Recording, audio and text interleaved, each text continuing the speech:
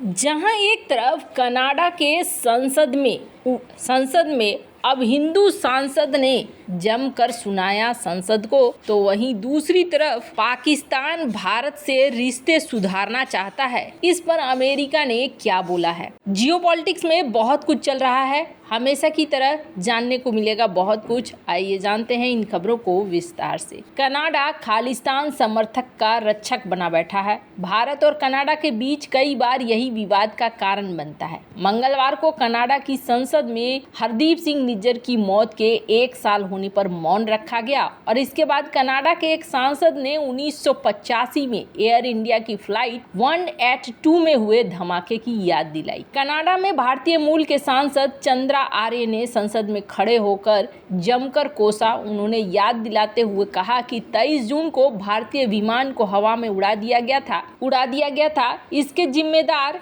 कनाडाई खालिस्तानी आतंकी थे। चंद्रा आर्य ने गुरुवार को एक्स पर लोगों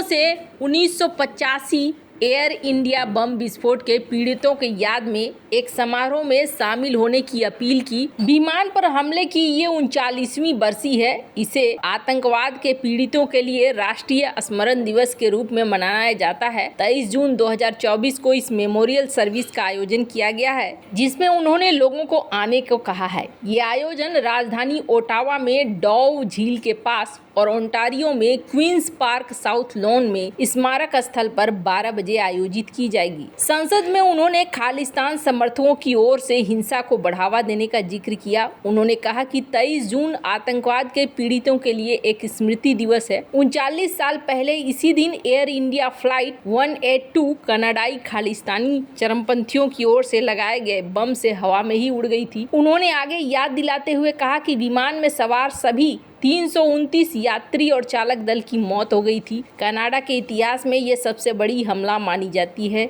इस हमले में 268 कनाडाई लोगों की मौत हुई थी। मरने वालों में 27 ब्रिटिश और 24 भारतीय नागरिक थे। चंद्रा आर्य ने कहा कि ये कनाडा के इतिहास में सबसे बड़ी सामूहिक हत्या है। इसके बाद उन्होंने हाल ही में खालिस्तान समर्थकों की ओर से भारतीय पीएम इंदिरा गांधी की हत्या का जश्न मनाने पर भी चिंता जताई। उन्होंने कहा कि कनाडा की संसद में हाल ही में खालिस्तान समर्थकों की ओर से हिंदू भारतीय पीएम की हत्या का जश्न मनाया गया, जिसमें हिंसा और नफरत का महिमा मंडन किया गया, जो दिखाता है कि अंधेरी ताकतें फिर सक्रिय हो रही हैं। ये दिखाता है कि देश के लिए आने वाला समय बहुत ही ज्यादा भयानक होने वाला है। हालांकि इन्होंने जो ये बातें कही है ना, ये बातें गलत नहीं है। अक्सर यही होता है। हिलेरी क्लिंटन ने एक बहुत बड़ी बात कही थी और कहा था कि जो अपने बगीचे में सांप पालते हैं और वो ये सोचते हैं कि ये सांप उन्हें नहीं डसेगा, तो ऐसा होता नहीं है।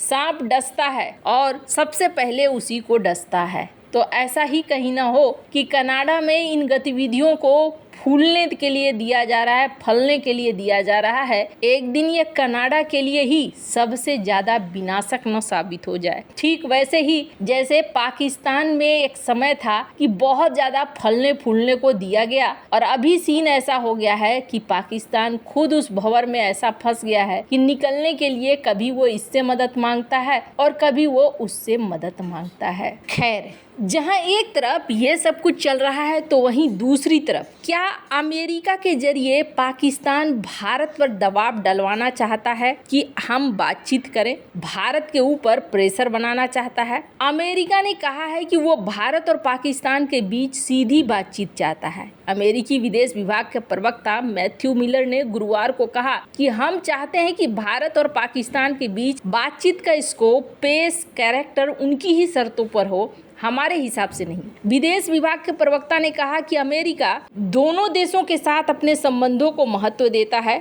एक अन्य सवाल के जवाब में मैथ्यू मिलर ने कहा कि क्षेत्रीय खतरे से निपटने के लिए अमेरिका और पाकिस्तान दोनों का एक साझा लक्ष्य है। मैथ्यू मिलर ने कहा कि हम सिक्योरिटी के मुद्दे पर एक high level counter terrorism dialogue के जरिए पाकिस्तान के साथ जुड़े हुए हैं। हम आतंकवाद के खिलाफ मुहिम में पाकिस्तानी नेताओं के साथ नियमित रूप से बातचीत करते आ रहे हैं। इसके जरिए हम क्षेत्रीय सुरक्षा पर विस्तार से चर्चा करना जारी रखेंगे। हाल के कुछ महीनों में ऐसे संकेत मिले हैं जिसमें पाकिस्तान ने भारत के साथ व्यापार संबंध बहाल करने की इच्छा जताई। पाकिस्तान ने अगस्त 2019 में जम्मू और कश्मीर से आर्टिकल 370 हटाए जाने के बाद भारत के साथ व्यापार को एक तरफा तरीके से रोक दिया था। अप्रैल में पाकिस्तान के रक्षा मंत्री ख्वाजा आसिफ ने उम्मीद जताई थी कि भारत में लोकसभा चुनाव होने के बाद दोनों देशों के रिश्ते सुधर सकते हैं। इससे पहले 23 मार्च को पाकिस्तान के विदेश मंत्री इसाक डार ने कहा था कि पाकिस्तान का व्यापारिक समुदाय भारत के साथ व्यापार बहाल करना चाहता है। सरकार मामले से जुड़े लोगों से सलाह लेकर सभी प्रस्तावों की समीक्षा के बाद ही निर्णय लेगी। हालांकि पाकिस्तान के विदेश मंत्रालय की प्रवक्ता मुमताज जहरा बलूच ने भारत के साथ व्यापार शुरू होने की संभावनाओं से इनकार कर दिया था। उन्होंने कहा था कि 2019 में भारत ने जम्मू कश्मीर में गैर कानूनी तरह से आर्टिकल 370 हटा दिया था। तब से भारत पाक के बीच कोई व्यापारिक रिश्ते नहीं है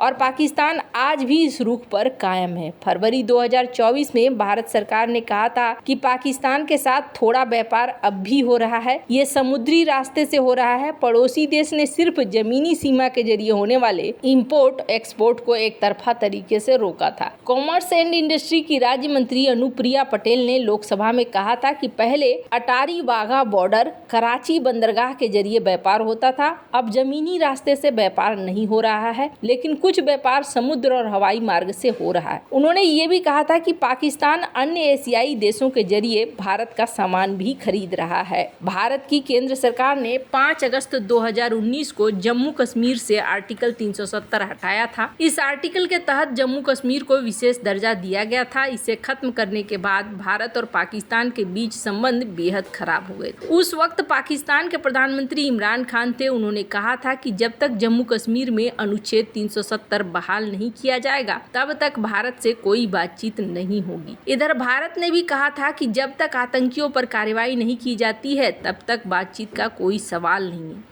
तब से 4 साल बाद 5 अगस्त के दिन पाकिस्तान देश भर में भारत के खिलाफ धरने प्रदर्शन करवाता है, पर समस्या ये है कि पाकिस्तान को अब चाहिए रोटी और व्यापार, और इसके लिए पाकिस्तान अब चाहता है कि भारत के साथ व्यापार फिर से शुरू हो। चाइना मामले में भी पाकिस्तान को ज्यादा मदद नहीं मिल रही है और पाकिस्तान की इकोनॉमी लगातार डाउन में जा रही है। अब एक ही भरोसा है और वो भरोसा है कि इसके जो मित्र देश हैं वो यहाँ पर इन्वेस्टमेंट करें। चाइना यहाँ पर इन्वेस्टमेंट करने से कतरा रहा है। रही सही बात है अरब देशों की, तो अरब देश यहाँ पर कितने हद तक मदद करेगा ये भी एक बहुत बड़ा क्वेश्चन हो जाएगा। अभी हाल फिलहाल में IMF ने भी इस बात को कहा है। IMF ने इस चीज को कहा है कि अगर हम पाकिस्तान को पैसे दे रहे हैं तो बहुत ज्यादा चांस है कि पाकिस्तान से वो पैसे लौट कर हमें ना मिले, इसलिए क्योंकि यहाँ पर आगे का स्कोप नहीं दिख रहा है। बात भी साफ है, इन्होंने इतना कर्ज ले लिया है कि उस कर्ज को वापस करना इनके लिए संभव नहीं होता हुआ दिख रहा है। वैसे आपको क्या लगता है इन सब मामले में, आपकी क्या राय है? कमेंट कर जरूर बताएं। जल्द मिलते हैं अगले वीडियो में नई खबर के साथ।